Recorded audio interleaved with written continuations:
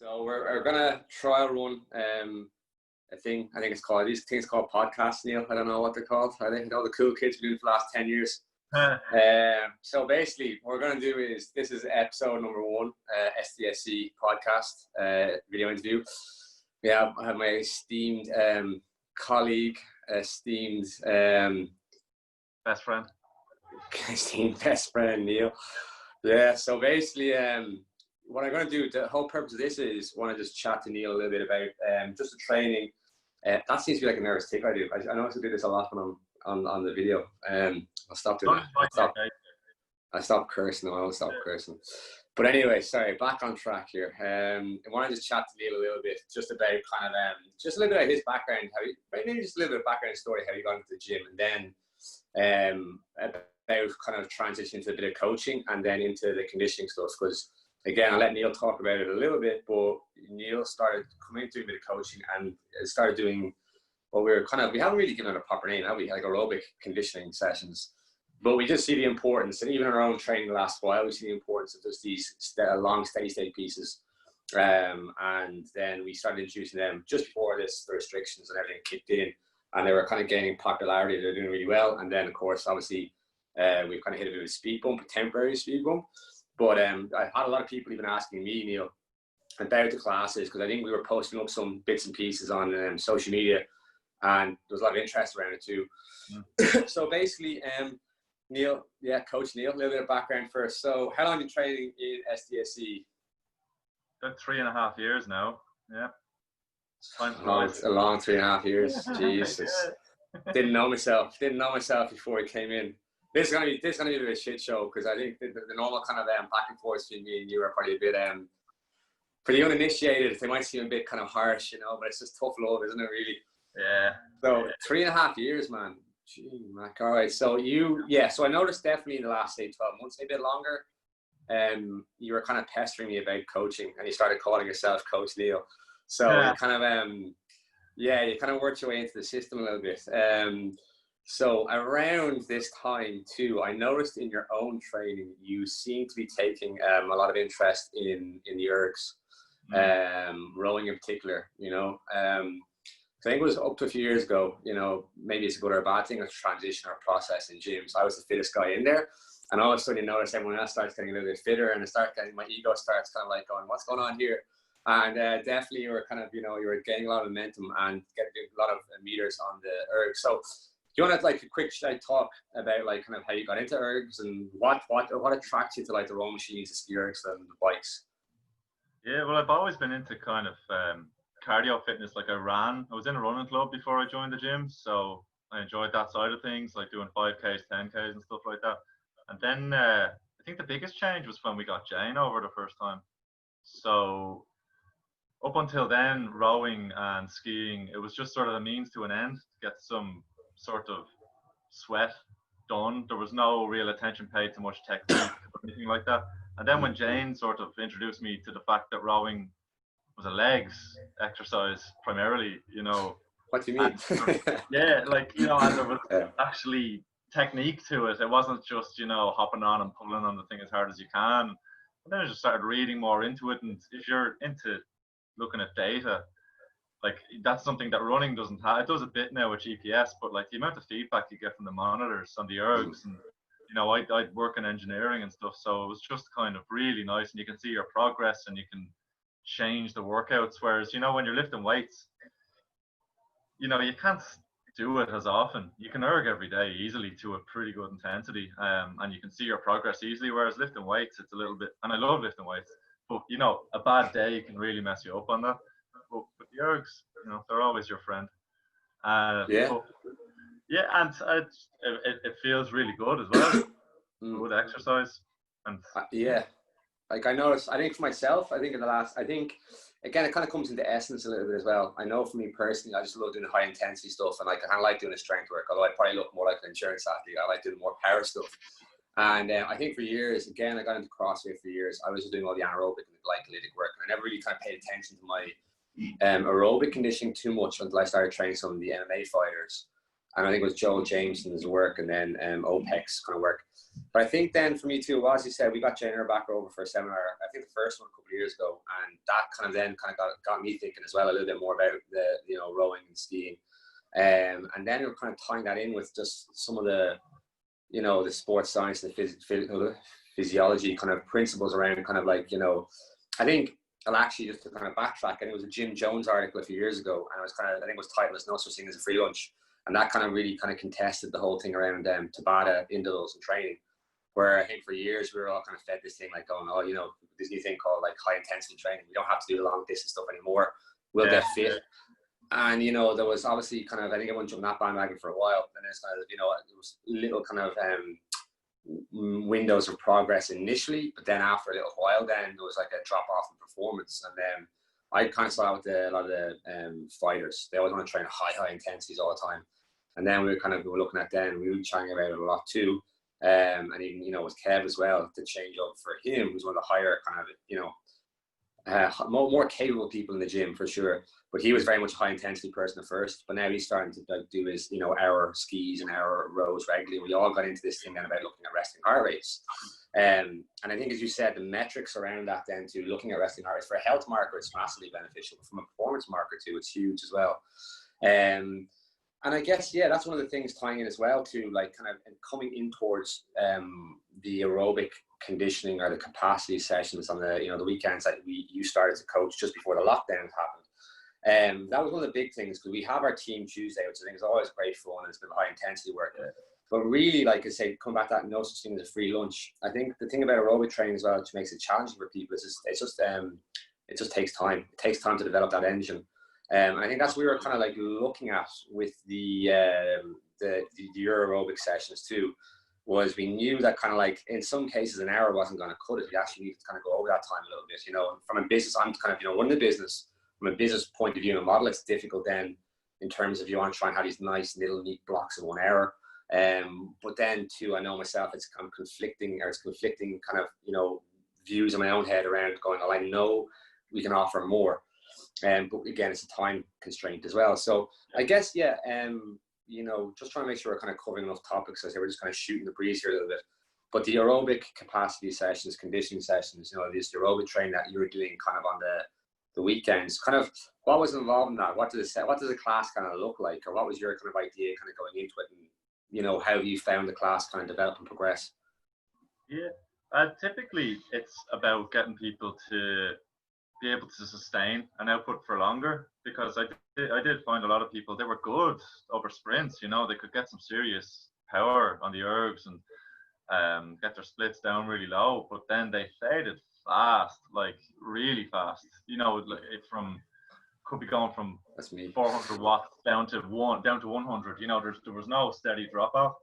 And there's definitely something missing there. Like there's so many elements to fitness, and there's a lot to be said for being able to sustain your output. And I just thought, so I typically would have different levels. So level 1 would be for someone who's maybe very low level of endurance or stamina, and they might go for a minute on, a minute off, but they're doing it for 60 to 90 minutes. So it doesn't feel like 60 or 90 minutes, because that can be really mentally difficult if you're not used to exercising for that long, but taking the regular breaks does help. And then you work up the level. So level 2 might be 5 minutes on, 2 minutes off for an hour to 90 minutes. And then eventually you're working up to maybe 2 45 minutes with a couple of minutes rest in between. So you're just kind of constant. And then also trying to teach people about their pacing.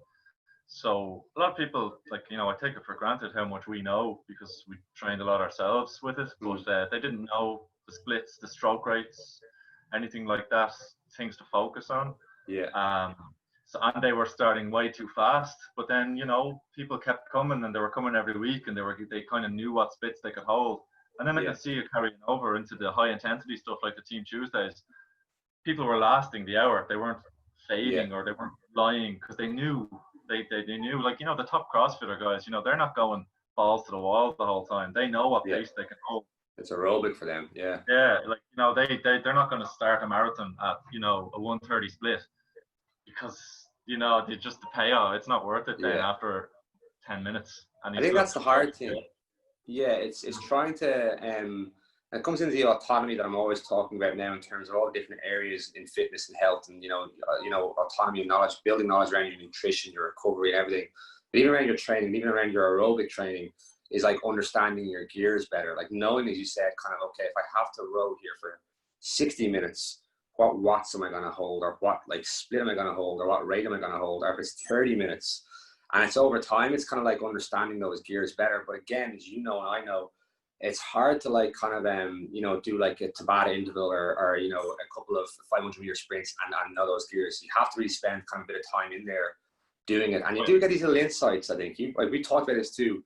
When you're on a machine for a certain amount of time, like I'm on doing the hour sessions at the moment. Again, it's off the OPEC stuff and their maximum aerobic power 10 energy system, which is a 60-minute kind of piece. But it's funny, you start to get all these little insights, around your own kind of what's kind of going on in your own body, even psychologically, and even in within the hour.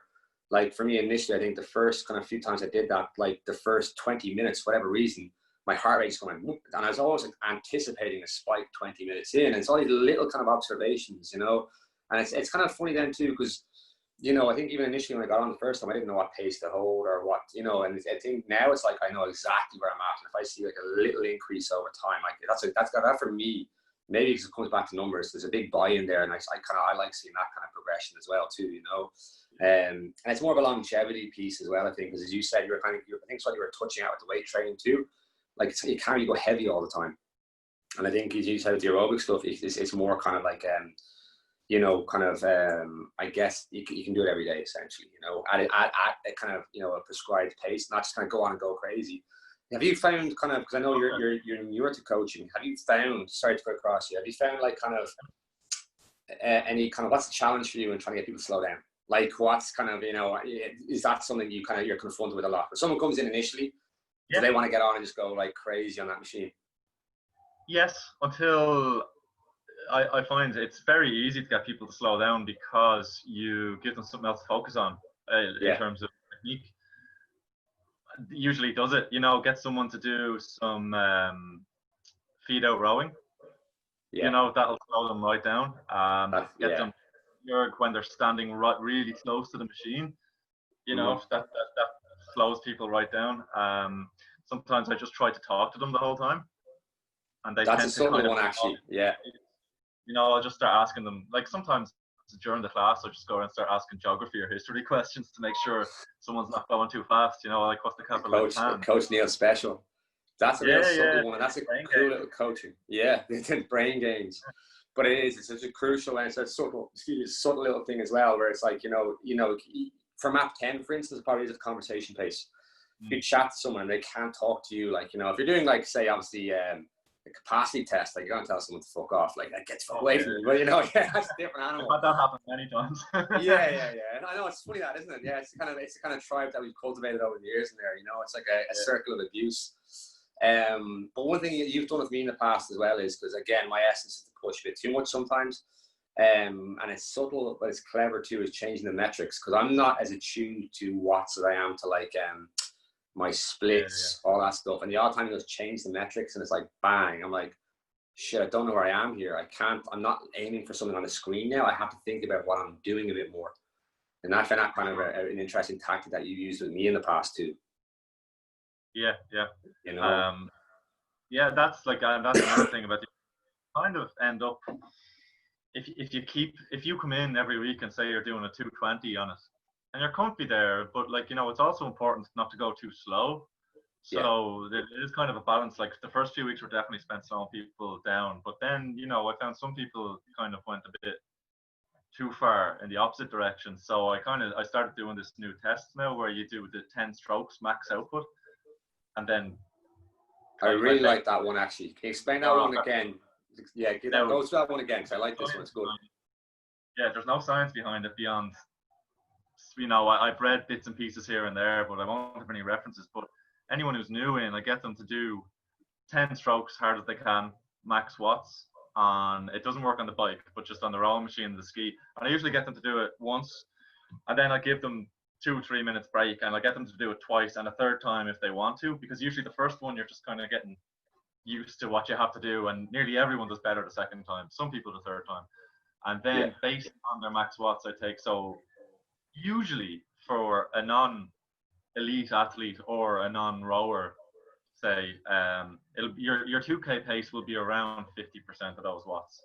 If you convert the watts into the pace, and then I usually get people to operate at half of that again, so about 25% of their max watts to 20%. Yeah.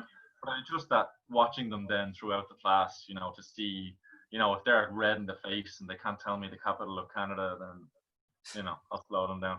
That's a little trick question, that one.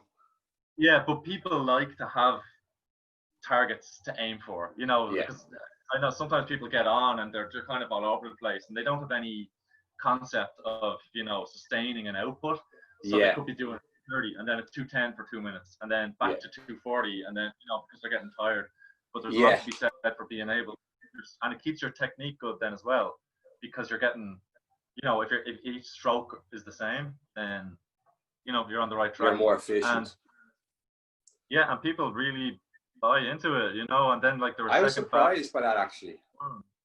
Yeah, because like that, like, you know, we joked about it too, and I was saying beginners look, but you know, your classes were like kind of the busiest, you know, which, you know, I see look like a grin in his face. They're getting the most signed in, yeah. Me fucking training, working hard for 17 years, and you rock up. But it's I again, not like saying I'm surprised that your classes were busy, but I was surprised by the buy-in, because I think we're in this kind of culture right now where everyone's like, you know, and it's I find this is what I'm leading up against all the time. You got all these like, you know, shite bags, for want of a better term, like saying, "Oh, we'll get you like fit in 4 weeks," and it's just not going to happen, like, you know. And I think people are in this, like, it's very difficult because people are being bombarded with these false promises of like, "Oh, I'll just do like this high intensity thing once a week," or, you know, a 4-week transformation, and you'll be like, you know, whatever.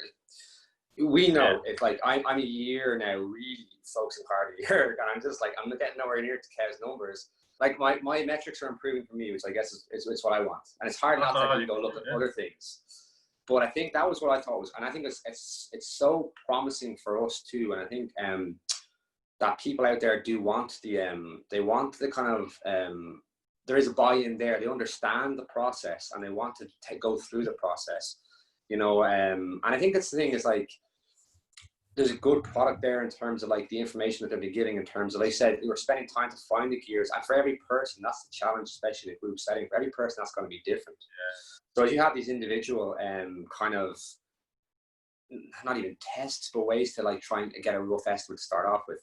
And I guess one of the things too then as well, because I mean, I've had experience recently, you know, with a lot of variations in different heart rate monitors, which is kind of like, it's kind of not, they've been useful insights for me. I'm not gonna say it's ruined my training, because that's like an over exaggeration. Ruined one session, definitely. But do you encourage folks to like bring the heart rate monitors into the sessions? Do you, like, in terms of just trying to get like a ballpark figure? Yeah, generally, like I tell people now not to put too much value on it. Like, you know, it's nice to do, like, you know, I know a lot of, like, if you look in a lot of rowing information, they have this UT1, UT2 stuff, and they have heart rate zones for that type of training.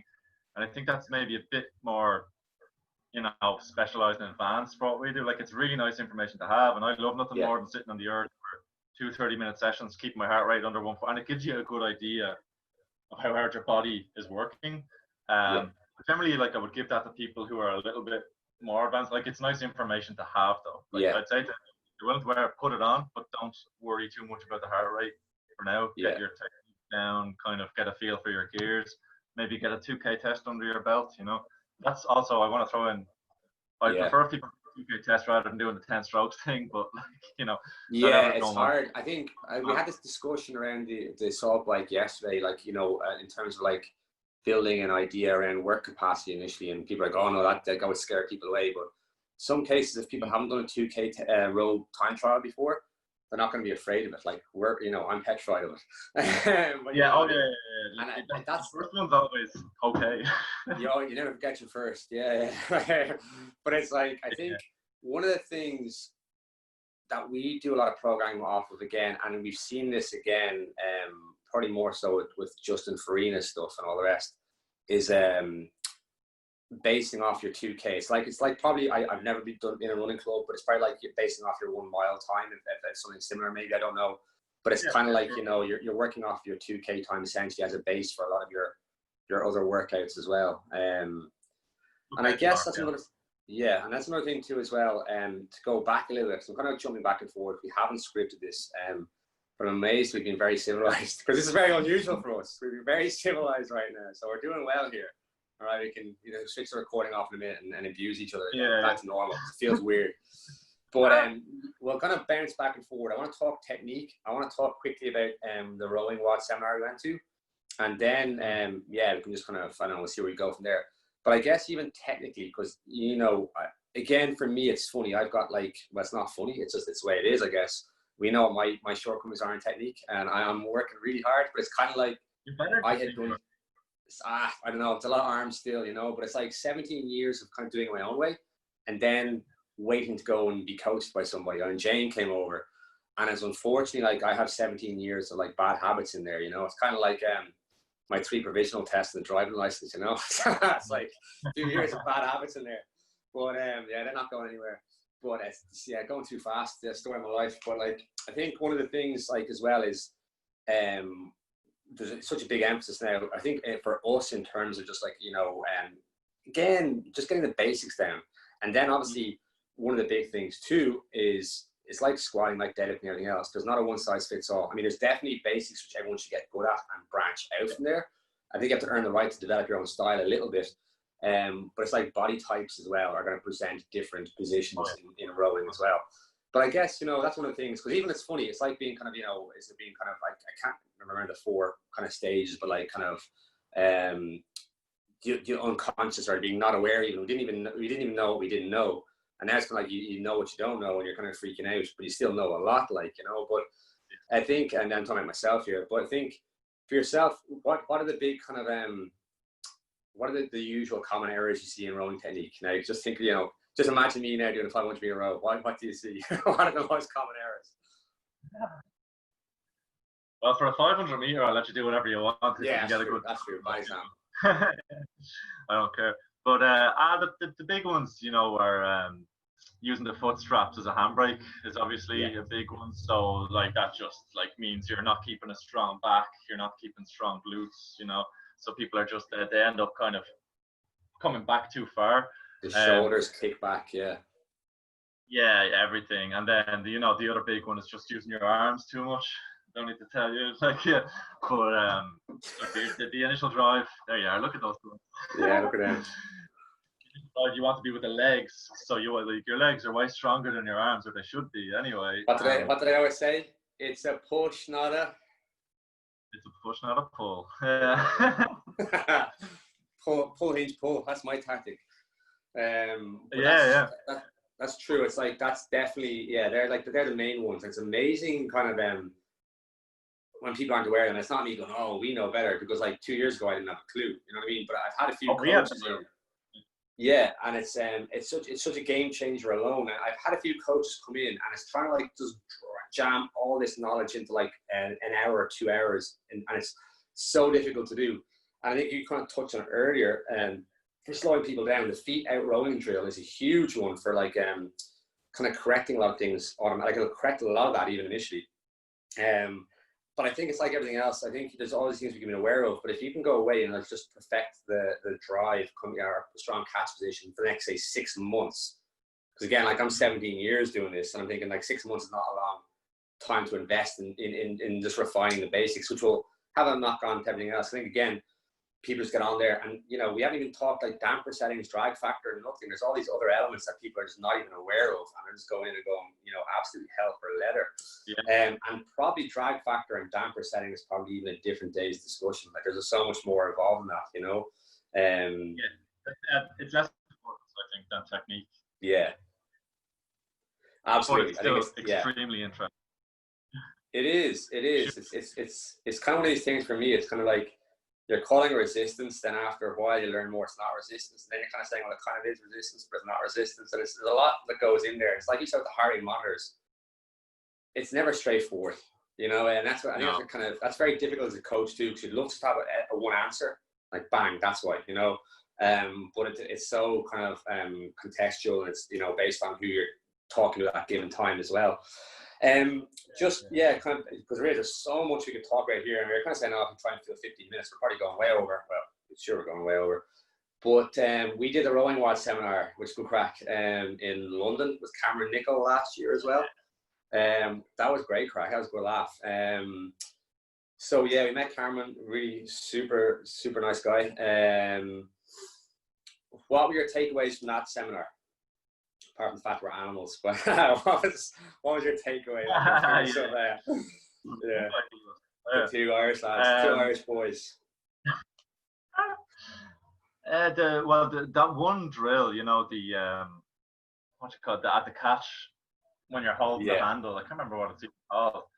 I don't even know that name for it. But it's like a partner would stand on the other side of the row machine facing the person rowing, and they'd hold on to the handle. Yeah, so you're kind of working a static, like an isometric, in the catch position.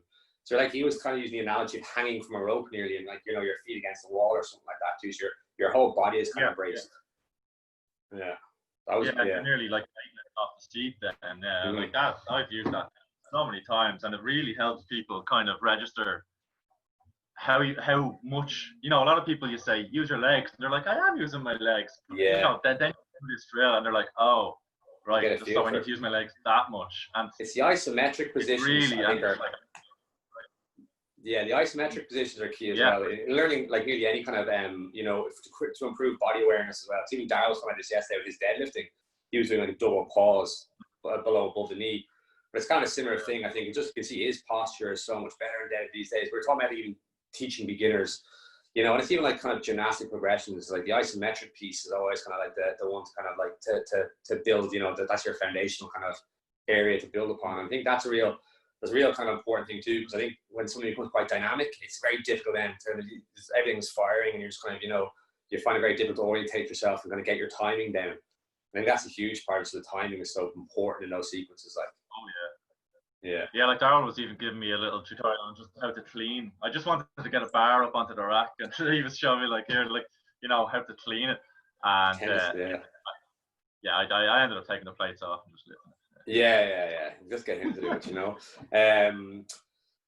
Trying to think now. So I just want to kind of like just even a back and forward, because to be honest, this is just really practice for me as well right now too, because obviously you want to kind of keep this going, and we can even just do more dialogue around kind of other areas that we think would be beneficial for people as a learning piece, is shorter videos around kind of around the erg. So we haven't even touched on the ski erg. We haven't even touched on like kind of, you know, Nordic versus GBP and the absolute like shit show behind the scenes that was going on around that too, the ski erg politics, you know.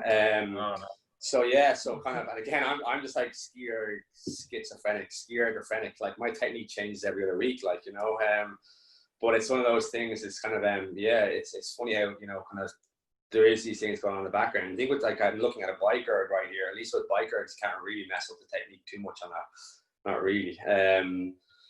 But yeah, I think kind of like I think the one thing just to say kind of I want to kind of just go over was just even just a few little insights around the aerobic kind of pieces of the sessions too.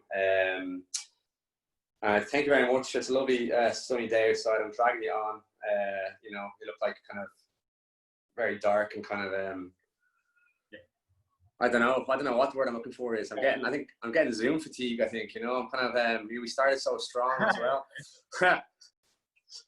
Not a good finisher, you know. It's the way my life is, to say. But Neal, thank you very much for coming on board. Is there anything kind of you want to kind of go over, or anything you want to kind of tell me about your day? What did you have for lunch? What did I have? I had a tuna and pasta before doing. You're on a cut now, are you? Yeah. I'm trying to get lean. I'm gonna get abs like my hero Dave McConkey. You came into the gym weighing like what, 75 kilos? What weight were you in the gym? Oh, really? 78? 78. What did you weigh in at there last week? 96. Oh no, it's not 100 kilos. There was 100 there. Or was that 2 weeks ago? Oh, I got 100 after. Sorry, I weighed 96 on my in-body scan. I got up to 100 kilos. Cool. And is it true then that like the heavier you are, the easier it is to erg? Is that like it's a disadvantage? It's an unfair advantage. I wouldn't go that far now. No. No. I know it does. It does has a huge impact. To be fair, the old peanut butter diet, you know. Yeah. That's what everyone says. Yeah, height does matter. You know, height does matter. I'm just like a very average middleweight. Yeah. So they need middleweight divisions. Concept 2, listen up. We need middleweight divisions, all right? To be fair, they should have height divisions, right? Like I think someone did a test, and it was They do. like No, height was a much bigger factor. I'm just getting screwed all over the place because what was it? Is the Road Series has height? Is the Road Series or Road Royalty has height? Yeah, and I'm like a centimeter. I'm a centimeter over. I'm just like, God damn it! You know, there's no point. I should find a different sport. I like finding sports that just like I shouldn't do. You know, Brazilian Jiu-Jitsu and now like indoor rowing. Yeah. Neil, it's a pleasure as always. We'll get back to our normal interaction with abusing each other because this has been very strange. It's been very strange. Yeah. Yeah, you know, I guess it shows we can be professional at times. You know, I didn't curse too much. You love me. I thought you would have worn sleeves or something, but sure, listen, but you know, at least you're wearing something anyway. It's a start. Yeah, that's true. That's true. That is true. It's very hot in that gym sometimes, though. You know, so I don't know. Anyway, Neil, thank you very much for coming on, and hopefully we can get back to some kind of form of training soon. The only thing is, with all these lockdowns and restrictions, I'd say the strength work is going to come back a little bit quicker. But we're hoping anyway to do kind of, I was going to say to open up to non-members, but that wouldn't make sense right now. But actually, yeah, fuck it, let's do a plug. So we're going to be doing our online Zoom. Well, you're going to be doing an online Zoom erging session for the members soon. But also, I think to reiterate that we do online programs and kind of technical reviews for folks who are doing the ergs, all three of them. Again, backgrounds, we've been doing lots of erg training for years. We have had Jane Erbacher over. Again, shout out to Jane. Jane actually has been pretty much fundamental in this whole pivot for us in terms of actually using machines too. And she's always been super supportive as well, and she's been a massive help to us and to me personally in my development for the gym and everything else. So I think she didn't, and I don't know how that even came about. I think it could be even because Greg Hammond from Concept 2 came over, and that was one of those weird things again where our little garage in Harrows Cross, and all of a sudden Greg Hammond comes in and doing a workout with us, with Alex Dunn from Concept 2 UK, and I'm kind of just there like kind of in between sets kind of going like, this is a bit of a trip, this is a bit surreal to have these people kind of come into the gym too. So I think that was how we got in touch with Jane. I think he might have connected us, but she's been hugely influential. And then so it was great getting on with Cameron as well. But that's kind of our background in terms of people asking, well, who are we? We're not rowers, and we do a lot of indoor rowing, skiing, bike erging, and yes, what I've ended up doing personally. What's that? We're just fat ergos. I'm a medium ergo. Yeah, no, I've been borderline skinny and sort myself out. But yeah, so basically what we do is anyway, we do like online kind of coaching and everything else. And hopefully the gym gets back into some form of, you know, normality. Like I said, we're definitely open to like our distance coaching where people can kind of come in and we can kind of do technical things and adjustments in person if need to, our reviews. But yeah, if you want to get in touch, we'll help out online. You're going to do some programs for the erg, bike erg, ski erg, or all three. We can, you know, give you some goals and targets. So you come to us with goals and targets, we'll help you out. Video reviews, all that type of thing. Neil, it's a pleasure as always. We'll see you for an old social distance coffee maybe tomorrow. Bring that to us. And yeah, peace out. What's that? Sweet. Thanks, Dave. Yeah. Take it easy. See you. Take care.